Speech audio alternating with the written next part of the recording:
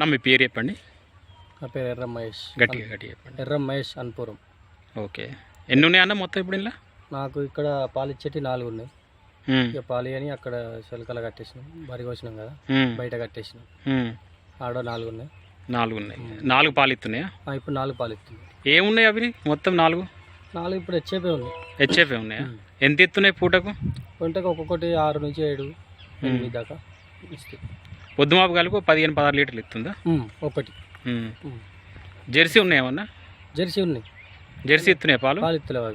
ఇస్తలేవా? అవి సూడి ఉన్నాయి. సూడు ఉన్నాయా? ఎంత పోతురు అన్న మొత్తం పాలు డైలీ? పాలు డైలీ ఇప్పుడు 38 దాకా వస్తున్నాయి.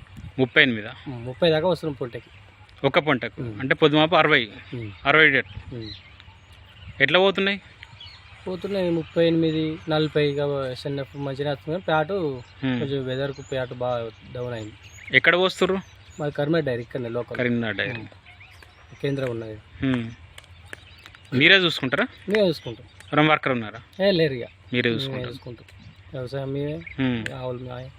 ఇప్పుడు ఇలా మీకు డైలీ 60 లీటర్లు పోస్తే ఎంత వస్తుంది నెలకు బిల్లు? నెలకు వాళ్ళు చేసి 15 రోజులకు ఒకసారి ఇస్తారు మాకు. ఇప్పుడు 15 రోజులకు ఎంత వస్తుంది? 15 రోజులకు 25,000, 30,000 దాకా వస్తుంది. ఓకే. అందులో ఎన్ని మిగిలితే ఖర్చులు ఎంత పోతాయి? ఖర్చులు ఇక ఖచ్చితంగా 10,000 దాకా ఖర్చులు పోతాయి. 12,000 పోతాయి 15 రోజులకి. అంటే 50-50 అన్నట్టు. 50-50. వాటికి సగం తిండి, మనకు సగం, అంతే.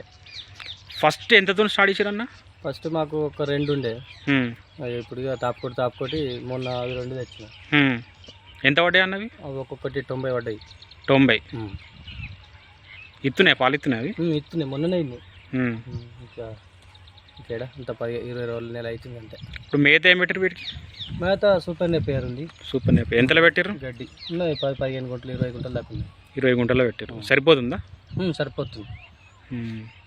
దానా ఏం పెడతారు? ఇంకా దానా మక్క పిండి, పత్తి పిండి, తవుడు, గోధుమ పొట్టు, అంతే.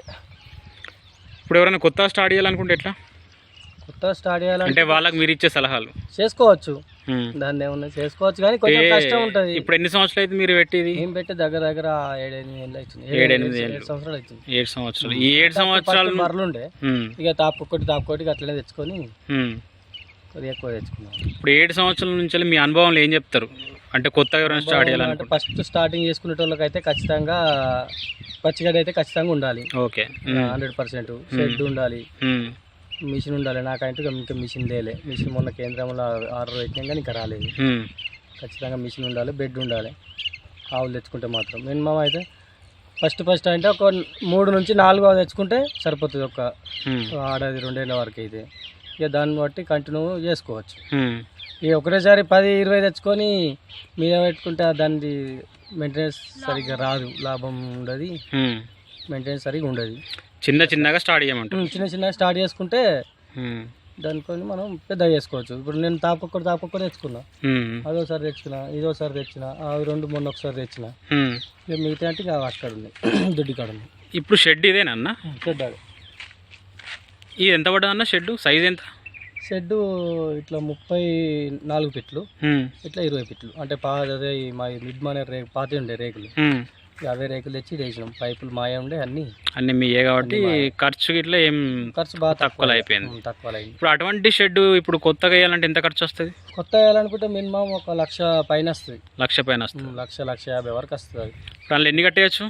అందులో మినిమం ఇటొక్క 6, అటొక్క 6 కట్టేయాలి. 12 మంది మీరు షెడ్ వేసి పెట్టారు అన్నట్టు. ముందట కూడా కొంచెం ఖాళీ ప్లేస్ వదిలినట్టున్నారు ఉన్నది. గాడి కట్టలే, బెడ్ వేయలే, అట్లానే కొంచెం ఇబ్బంది. లేకపోతే గాడి కట్టి బెడ్ వేస్తే అందులోనే ఉంటాయి అవి ఖచ్చితంగా. ఓనా అన్న మీది? ఓన్ భూమి మాదే. ఓకే అన్న, థ్యాంక్ యూ అన్న. Thank you.